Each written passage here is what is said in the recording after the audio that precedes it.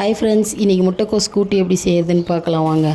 அதுக்கு 2 ஸ்பூன் கடலப்பருப்பு, 50 கிராம் சிறுபருப்பு ஊற வச்சுருந்தேன் அரை மணி நேரம். அதுக்கப்புறம் ஒரு பூண்டு, ஒரு 4 பச்சை மிளகா, ஒரு வெங்காயம், ஒரு தக்காளி எல்லாத்தையும் போட்டு அதுக்கப்புறம் வெட்டி வச்சுருந்த கோஸை போட்டு மஞ்சத்தூள் போட்டு குக்கரில் ஒரு 3 விசில் வச்சு எடுத்துக்கலாம்.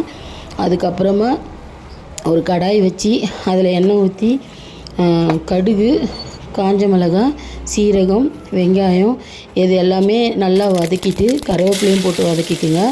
அதுக்கப்புறம் ஒரு தேங்காய் வந்து நான் சீரகம் போட்டு அரைச்சி வச்சுருந்தேன். அது ஆப்ஷனல் தான், வேணும்னா போட்டுக்குங்க, இல்லைனா ஸ்கிப் பண்ணிவிடுங்க.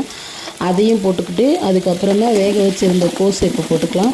எல்லாத்தையும் போட்டு உப்பு தேவையான அளவுக்கு கோஸுக்கு நம்ம போட்டுட்டு மல்லி இலை மட்டும் மேலே தூவி இறக்கிட்டோன்னா சுவையான கோஸ் கூட்டு ரெடி ஆகிடும். இதை நீங்கள் வெறும் சாதத்துலேயே நெய் ஊற்றி சாப்பிட்டுக்கலாம். அப்புறம் ரசம் சாதம், தயிர் சாதம், சாம்பார் சாதம் எல்லாத்துக்கும் சேர்த்து சாப்பிட்டுக்கலாம். நல்லாயிருக்கும். எல்லாத்துக்கும் சூப்பர் சைடிஷ்.